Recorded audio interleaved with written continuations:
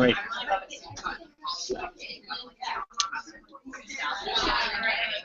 Where's my share screen? Can you turn on the projector? There are a lot of people in this room.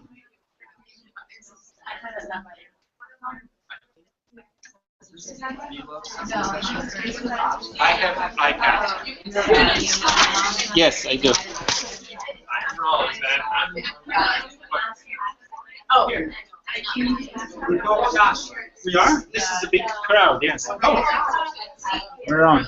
Is that okay? Sure. Can we go back and get mine? So you have to choose which one to share. Is it a PowerPoint or? Neither. Just camera, really. I want to share my camera. I don't want to have a... I don't need a screenshot. Where is it? Camera. Am I on? I'm on. This is as good as it gets. I actually need though.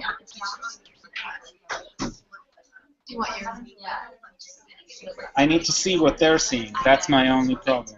How do I see what they're seeing? You'll have to go down. Your screen is big. Hmm? You have to go over here. Oh, okay. Yes. That's it. Right, can they see me still as big? Oh, right. You need a dongle for? No, we're good. We're good. Yes. And this will work. Okay. Why did I lose this? It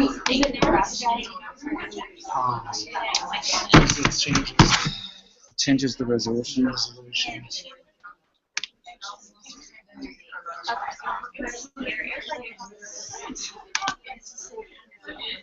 System preferences. About this one. System preferences. Yeah.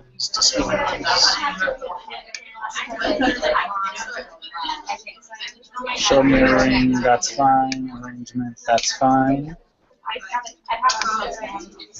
Yeah, that's not it. It looks fine, right? Just give me the...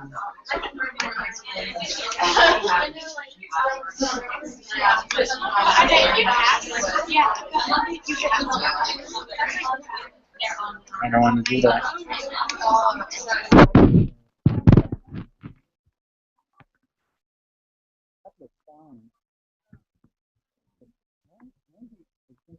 Thank you very much. We're good. Good?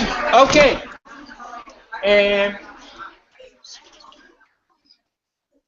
This is all about iPad apps, and there's a lot of you that are interested. Obviously, you've not been watching my iPad in the Classroom videos, so you would know all of this stuff already. Bill and I are going to moderate, talking about iPad apps. We've got some people online. I don't know exactly how many, and we are presenting online. It says in green, and we can stop it. We'll keep on doing that. And so the first thing I want to know is, what are you all interested in hearing about iPad apps? And Bill is already preparing his first 2 apps that you've got to share, right? Right. So what are your biggest things that you would like to have to talk about iPad apps for? Or was it just the closest room? Well, I do know where I'm at. Oh, frozen. That is a very quiet room. Exercising, wait time.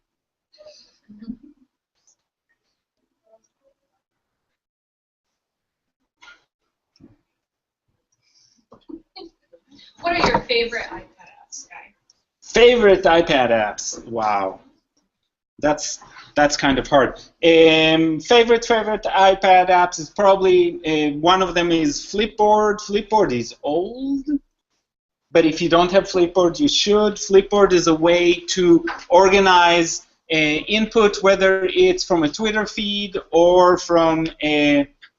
So Twitter feed would be one. Any other social media would be great. And any of the feeds from magazines and other things that are available. What I love about this is it comes out coming as a magazine, in a magazine format. I don't know if you can see this, how well you can see this. But this is a feed that comes out as a Twitter feed, but when you put it on Flipboard, it'll give you actual magazine format, it'll give you the pictures or the videos embedded, and you can actually log in and see the rest. So I love my Twitter feed, but I can never actually understand what's on it because the 140 characters really don't give you a good way in. There's just not enough, and if there's a great link there, you can't see it. If you put it on Flipboard, here, Flipboard for the people online, Flipboard. If you put it on Flipboard, then what you have is the ability to see it a little bit, read the first paragraph or so, and then you know if you want it or not. And at least my Twitter feed at this point is huge, and so that's not enough. But you can see that's what the front page looks like. So it looks like you've got all kinds of apps. These are actually different feeds that come from different sources. And you, whatever you're teaching, if you're teaching social studies, there are social studies feeds. There are general news feeds. I have app feeds. It tells you which apps are going free, which apps are just cool, and which apps you shouldn't take. So I've got an app feed, and you can pick that because if you have an account, you can actually register to new things that constantly come up. So let me just roll through this. These are different feeds that are available, and if you can see, there are actual things you can search. There are lots and lots of feeds that you can have depending on what you're interested in. Of course, education is just part of them, and you can have that. You can also create your own feed. So if you're interested in a specific hashtag and you're following, let's say, EdCamp or EdCamp Omaha, you create one. I created one for UNL TechEdge, and that means that it creates a specific magazine. Anything that gets published with UNL TechEdge will automatically come up on this page. And any hashtag would work, or following any specific person would work as well. A lot of the news outlets, a lot of the education outlets have their own hashtags, so you can actually tap into any stream that's going on right now online. So that's probably my favorite all-around thing. If I have a few minutes and I want to do that, that's the first one. The second one, some of you were here. We're talking about Google today. Google Drive on the iPad is fantastic. I can get my student papers. I can give comments. I collaborate with, I don't know, anywhere between 10 and 30 people at any one time, writing papers, doing research, working with people across the globe or in the next room, sometimes people that are sitting next to me. But there's a tremendous advantage to being on the same document and being able to work. What I love about the iPad is while you're working online, and that's fantastic on Google Drive, you can also make them local. So you can download the document and then you can work on it locally. That's really important. By the way, both apps will work on almost any device, so they'll obviously work on any Google device. There's also Flipboard for any Google devices. There's a version for any of the computers, so it's one of those things that once you create a profile, stays with you forever. For me, in any of these, including obviously on Google Drive, but any of these, create a profile, make sure it's saved online, then if what happened to me last spring happens to you, that is, I spilled a whole cup of coffee on my keyboard. It wasn't a little bit, it wasn't just a few drops, it was a whole cup of coffee, all 16 ounces inside the machine. The machine was gone, and for a week, I didn't have any machine, actually more than a week, I didn't have any machine. I had to borrow machines. But once you have these personas online and you can log in with a password, you barely feel, except the fact that the keys are in the wrong place, you don't really feel that you've lost much because all of my documents that I'm working on currently are on Google Drive, student papers are on Google Drive, all of my news feeds belong on Flipboard, so I just put in my password and I'm good to go. I personally, we just talked about passwords, so I will do this plug. I do two things with password. One is I do have a password, one password app. I use DataVault, and I think Bill does too. Crucial because we have so many passwords to manage that it becomes really hard to remember. Some of them require you to change every so often. Others don't. But if you have more than 4 passwords, or you're required to change them, and sometimes it's uppercase and sometimes it's lowercase, and sometimes you add a number, sometimes you add an exclamation point, and all of that, it becomes impossible to take control. I mean, how many passwords do you have? Do you know, actually, Angie? In the it's in the dozens at least. I think I have logins for more than 100 websites easily. And so there's no way to keep those. So the one thing I have is I use DataVault. DataVault costs money, but there are actually lots of free ones. I have my students download one too. Yeah, and so I definitely recommend having one. Then you remember that one password, and every time you forget the password, you go there, and it's safe, and you don't have to write it on notes, because if from a safety perspective, you know, our go-to is have it in some notebook, or people have it on their desks, or all of these. That's basically like not having a password, right? Because anybody passing by knows your password at that point. And that's the first thing I do. The second thing I do is I actually have 2 categories: things I care about and things I don't care about. And a lot of the website registration, I use always the same login and the same password, because I really don't care if somebody finds out my password and is able to log in to read, write, think as guy training. I'll let you do it for me if you really want. So, yes, you can see all of my Venn diagrams, and you can Instagram them too. The bottom line is, for those, I just use the same login and the same password. Obviously, nothing that really matters to me. So, for example, social media accounts you do care about. They're searchable, and you really don't want to have somebody else be able to post on your Facebook or on your Twitter account, because those things live forever. And if you go to Christina's presentation later about digital citizenship and what we should do as professionals and as educators with our social media sites, you really don't want to have anybody have access to. So the things I care about, obviously banking and all of that, specialized passwords, totally different. But for my everyday use, for any website, you know, great website in education, I registered. I'm not sure they're even going to last a month. I use the same thing, just so there's not just 5,000 different applications. And if I just happen by that place, and this has happened, I don't know if it happens to you, I go to this website, it's a great new educational website, and I try to log in, and it says, you are already a member. And so I know what my password is, because it's always the same password for those. So I can immediately log in. You can always recover password or change password, but that's when we get in trouble, because it doesn't let you change into the old password. That's where I get too many passwords. Anyway, so those are my favorite go-tos. Bill? I have, if you don't know me, I do have a problem with short vowels. I'm going to just plug mine in. How's that? So, will that mess them up? Well, because then it'll...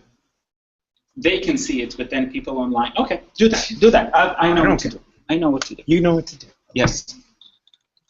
We'll manage this. We're really professionals with all of this.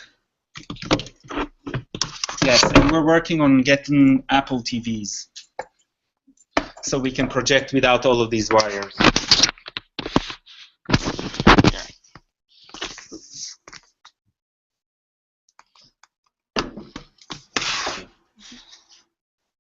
So people online can see this, right?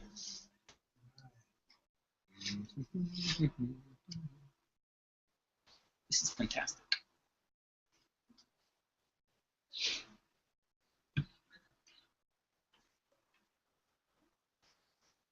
There we go. What is this? Okay. That one's Scanner Pro. Oh, okay. Okay. Guy was mentioning that we have Apple TV in the Hensig 45 now. We had it last year too, but I wasn't using it then, but using it now. So now everybody's iPad can attach, and so I can just pick somebody, and you can put your images up on the board. So that's kind of the new technology we have there. So I think I had you. Did I have you buy Scanner Pro app last summer? Spring. Okay. This is Scanner Pro app, and the nice thing about this is that it works just like a scanner, and but the neat thing is that and not just like taking a picture, because I know a lot of you just took pictures of your work and stuff, and then you put it on our Google Plus community.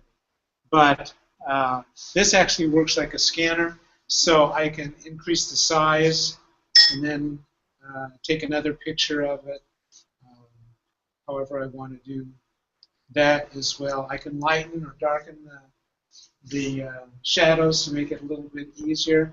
And the nice thing is that it will also, if you take a picture and let's say, hi. So I'm going to take a picture of her notepad here. So then I take the picture, and Scanner Pro can separate this from the table. And so then you'll get just the image. And if I were to take it not like this, but from a sideways, so now you get the weird perspective, then you can just pull on the edges and make a square. And then you take your final picture, and you've got just like a scanner would do on a real scanner. So that's pretty cool. I like that. Let's see. I'm going to talk about, of course, iBooks. You all have iBooks now. Got to have iBooks for my class, so we did that.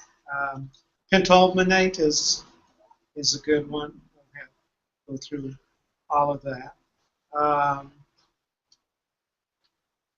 Let's see. iRecorder is good because it makes it just like a tape recorder.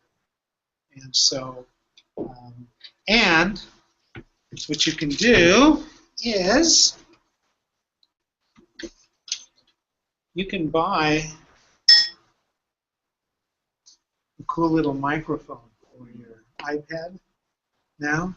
And unfortunately, it goes in the same slot as the dongle does, but it really increases the sound level.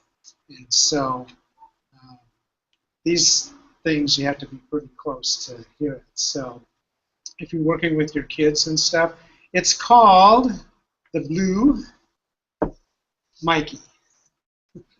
M-I-K-E-I. Blue is the company, and their small one is called the Mikey. So they make big ones too. They have lightning connection. What they have, they haven't come out with this, but there is a lightning connection. So if you have the newer version, there's a converter. But they're supposed to be coming out with the lightning version as well. So that's really kind of a neat thing. And some of you that were taping, I was taping last summer and spring, I had this on there so I could get you a little easier. So, and you can do that with any of those. Of course, you have to have a QR code scanner for my class, right? So you can scan the Wyuka. So Enigma is, I like Enigma a lot, but there's a lot of them out there. If you're going to make timelines, have your kids make timelines. This is a 3D timeline maker, so it gives it that, looks like 3D. I don't remember which ones did and which ones didn't. Rewrite Think has a free one. I don't know about the free name. Photo Wi-Fi. Have you used Photo Wi-Fi? That's why you can transfer photos from device to device wirelessly. So you don't necessarily have to send an email to yourself or whatever. So that's kind of neat. You can also send it to Dropbox. That's where I send mine. So that's a pretty cool one. there an advantage to that over the airdrop feature? I just don't use drop, so I'm sure you could, yeah, just.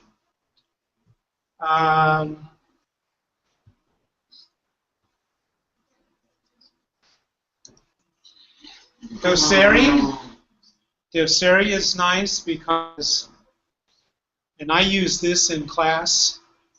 So remember when I was walking around with my iPad, but I was controlling my laptop with it? So Doceri is one of several apps that lets you do that. And it's trying to look for the computer, and it's not going to find it, of course, but it runs through Bluetooth. So the nice thing about Doceri is that if you have a stylus, some of you may remember showing a picture or something, you can actually draw on your iPad and it'll show up through the computer onto the screen. So it's a real practical kind of thing.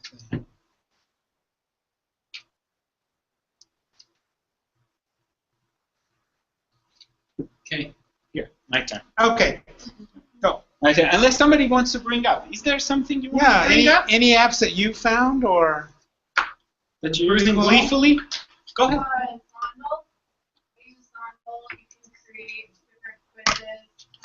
So for one grade, I can create a set of quizzes to review, and they can do it in their own time. I control it on my iPad, and then they go into it, and they can earn different points. And so I set up different rewards for different amounts of points. If they want to save all their points throughout the year for something big, like an ice cream sundae, they can. But they have little points too, like which keeps with the student from one class or a different Zondel, ZONDLE.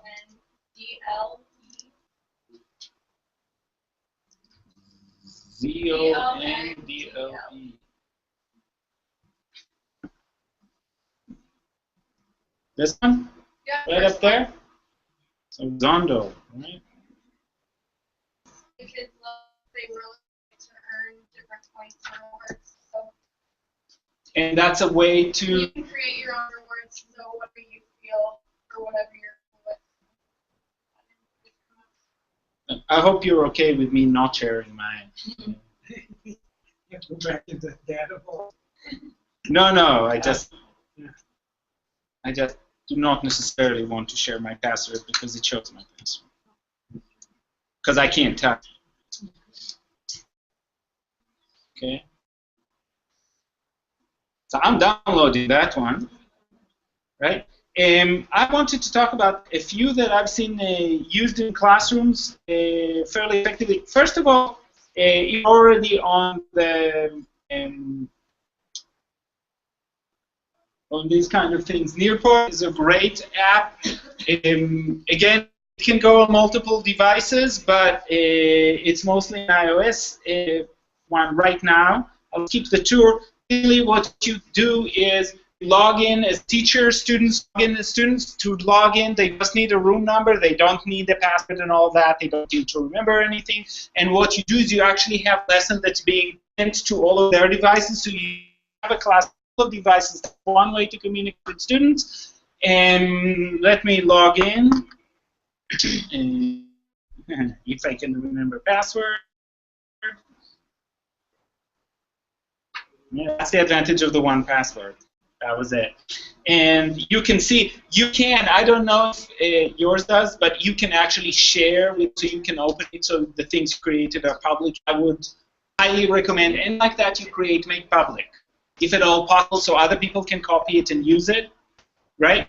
Because that's a way to share the wealth. That's a way also to manage a lot of stuff. So are some things that have been created, and lately we've looked at this one. If any one of you, nobody right now is logged in, anybody would be on this, people would sign in and names would show up, and as you logged in, to move the slides and everybody's slides moving at the rate or at the same time. You can do it really way with 4 students, but you can also manage.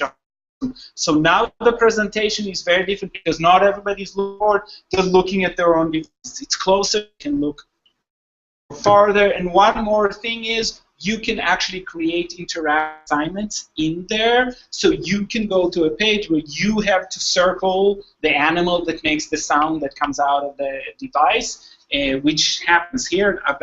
So you've got something. So you can integrate videos, you can integrate other things, you can see that, but you can also give them an assignment, for example, a drawing assignment. Now on my device, I will see everybody's work. So if there are 3 or 4 students, it will all show up on the same page, one under the other, right under the other, yes. And if you don't, then you just have to scroll down. You can magnify, and then if you choose, you can actually project this. But you as a teacher, actually at that point, do not have to use a projector because the kids are on theirs, right? So you don't, but you can project the correct answer, or you can choose one student's answer and put it on the board. So that's a great way to be interactive, while sometimes we do worry about control. Sometimes we want kids to be doing their own thing. Sometimes we want kids to be all with us on the same lesson. So this is a way to have everybody with us. Now Nearport is free, but after a few lessons, you can have only a few lessons at a time. So you can also pay, and schools can also purchase it. I don't sell it. And so you can think about this as much as you want. But if you want to try it out, Nearport is definitely free. So that's one way. And the other one that I actually use in my classroom, I just used the other day, is Socrative. And Socrative has, if you've ever used it, it has a new version. In Socrative, you can launch any quiz or anything to go with learning. It can be in real time, or you can prepare it in advance, so you can prepare a quiz. My students just last week took a quiz on Socrative. But you can also just do things that are in real time. I wonder what. We're back to that password thing, aren't we? Maybe I signed in with Google. Okay, come on. Thank you very much. And we have to do that.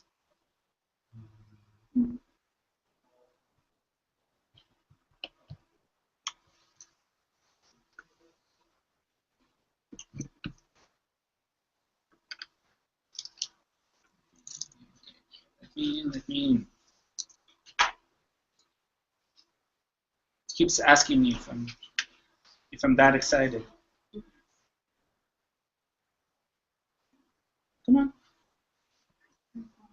It says please wait. I do not like waiting. Oh.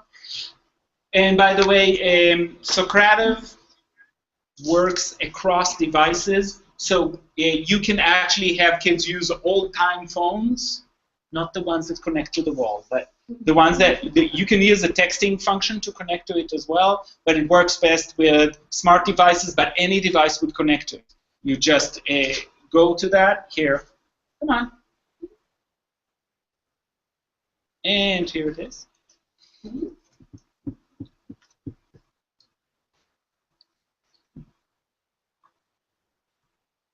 While you were waiting for me to ask a question about it. Absolutely, yes. Does it have a teacher moderator Yes. section on it? So in other words, students will be able to post things No. automatically so other No. students can see. No, they can't. You choose what other people see. You completely control. As a teacher, you control everything that happens. Nothing goes in automatically. But you can have it to be collaborative. Yes. You approve it. You have to approve it. Is it up? So this is, and you can start, I can do a quick question. So if you go to this room 6.3, if you go to Socrative, and it doesn't have to be an app, it could be online, and you've typed in 63468, I could immediately say, okay, Bill plays the guitar better than me, and we could do a true-false question, right? And you immediately see how many students answered. Nobody answered, but it'll immediately start showing how many students are there and then how are they answering without naming any students. So what I love about Socrative is you can use that interactively without calling anybody out. So you, as the teacher, would be able to eventually get this by login. So students would write in their first name and you would know who answered what. But on the board, if you're projecting, you don't have to. But if you decide to, you're not calling anybody out on being right or wrong. So that's a way to manage the classroom and see and read questions in real time. It works really well with math. We've seen it a lot used. So and you can see, you can have short answers. So you can post a question and then you can use a short answer so it doesn't tie to multiple choice or true false. And that is important as well. Systems can type in an answer. It can be an answer in anything. Again, it's a way to manage. It's a way to manage if you want kids to come up with their own answers without or full-level collaboration with somebody right next to them. Compare notes, right? Instead of calling just one person, you get everybody's response, so everybody's responsible for answering. But then you can choose one student to come and show how they've done it, or you can get multiple ideas and multiple voices in the classroom. So this is Socrative, and out of time. Thank you, Bill. And I want to stay here. We're going to talk about all the way to about second grade. If you are interested in that topic, not just apps, but different uses. If there are other rooms, look at the other tips and pick what you're interested in. So little time. So little time. Did you, when you got your I want to do like. sorry, would you think some more? You don't focus. Like go along with, the subject you're. We got new social studies curriculum, and it is interactive, but it's only the teachers walk in, and there's like things that you can click and drag on the board, like